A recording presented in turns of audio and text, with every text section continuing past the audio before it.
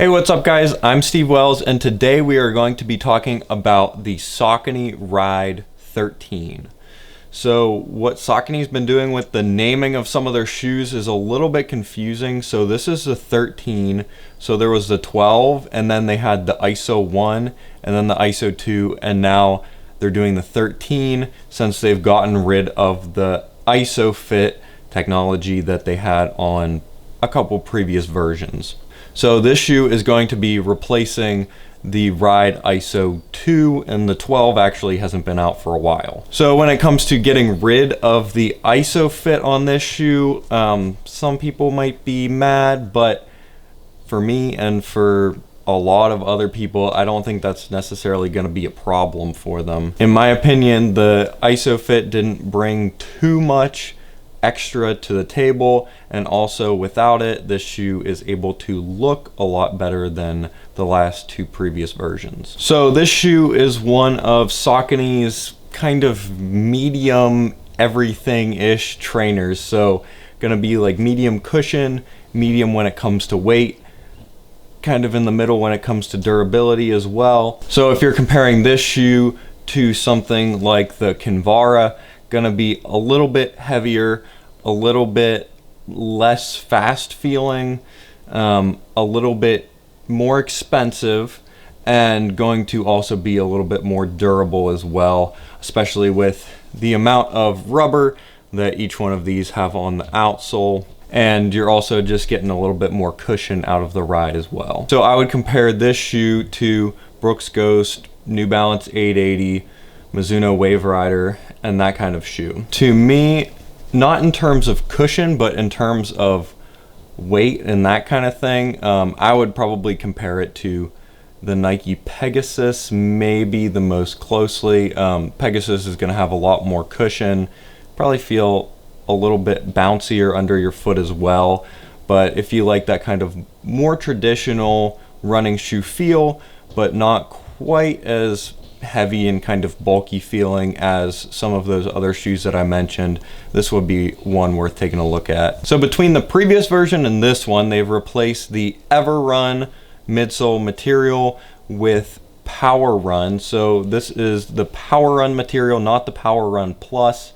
They're going to be different types of foam, but it's going to be pretty similar to Everrun, just a little bit lighter weight. So when it comes to all of the technical specs for this shoe, I'll have them down in the description so I don't have to read off all the numbers. Go check them out down there. But we will take a look at the weight of this shoe in my size. This one is a 12. I'm kind of back and forth between 11.5 and 12. This one was running a little bit small, so I went with the 12. I think the 11.5 probably would have been too small, so you might want to go a half size up in this shoe. Looking like 10.7 ounces, so nothing groundbreaking, not crazy heavy, not super light. Like I said, just kind of in the middle across the board. But that is going to be slightly lighter than some of those other shoes I mentioned, like the Ghost 880, Wave Rider, that kind of thing. If we throw the Pegasus on the scale in comparison, it is 11.3 ounces and the Pegasus is an 11.5. So the Ride is going to be a little bit lighter than the Pegasus as well. So before we get into the pros and cons, be sure to head down into the description. I have a Patreon account now. I would love if you would click that link down there.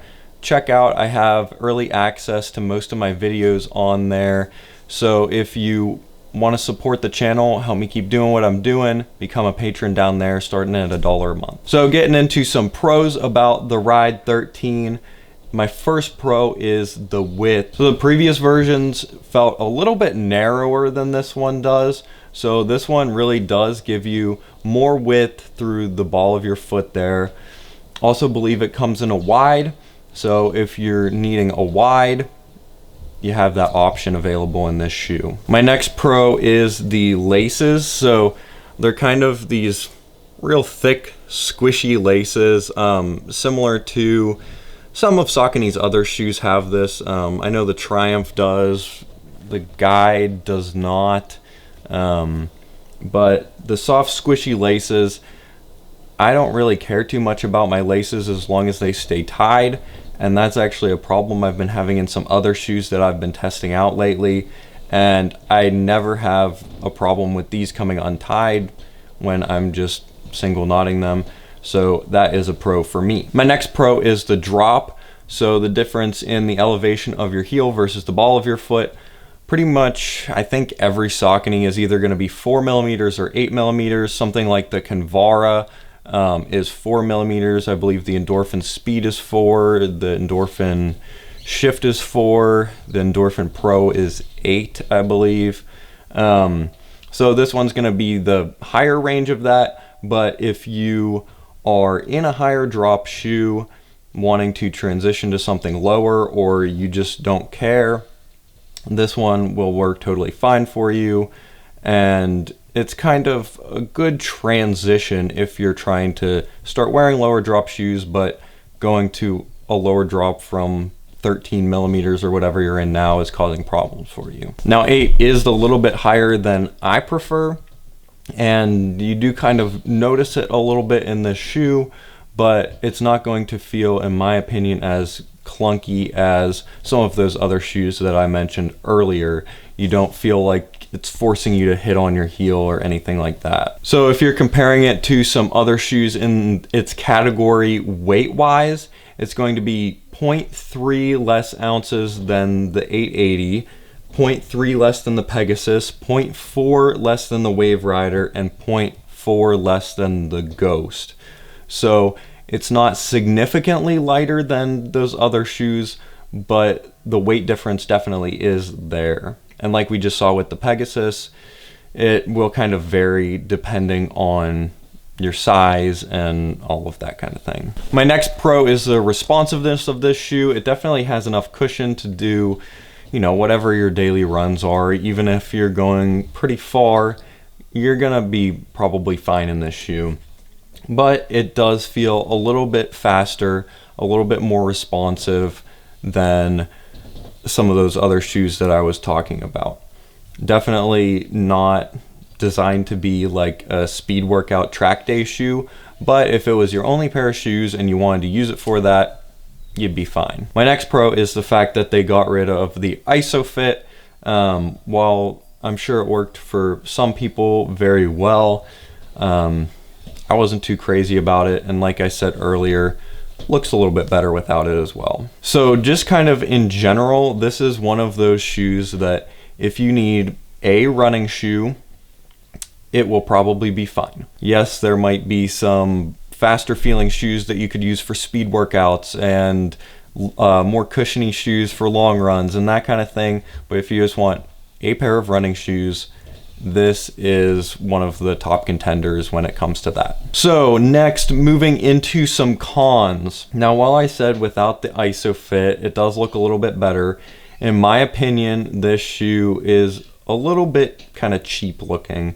Depends on the colorway that you're looking at, but I think just with the materials that they used and that kind of thing, it just doesn't look as kind of premium as some of its competitors. I also was having an issue with, you can kind of even tell here how it kind of bunches up in the toe box here, and as your foot kind of bends, it bunches up and pushes in.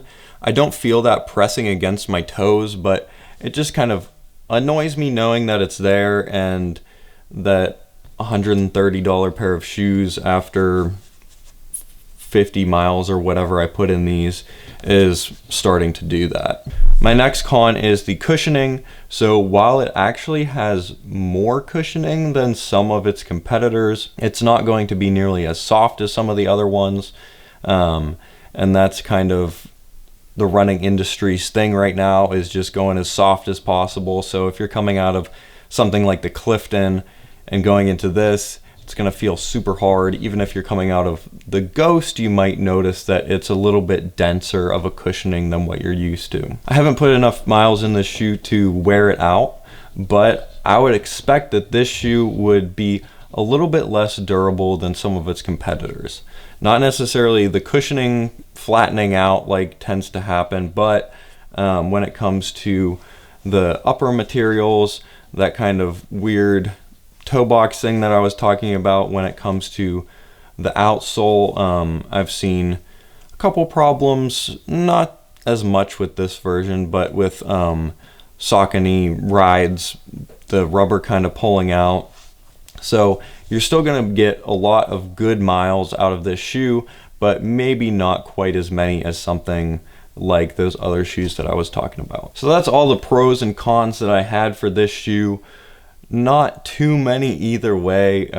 It's just one of those shoes that it works for what you need it for, when you need it. Whatever workouts you want to do, it'll probably do just fine. Nothing groundbreaking, but also nothing horrible. And being on the, I guess, 15th version essentially now of this shoe, they've kind of worked out all the bugs in it. So will I continue wearing this shoe? I probably won't be doing too many more miles in this shoe.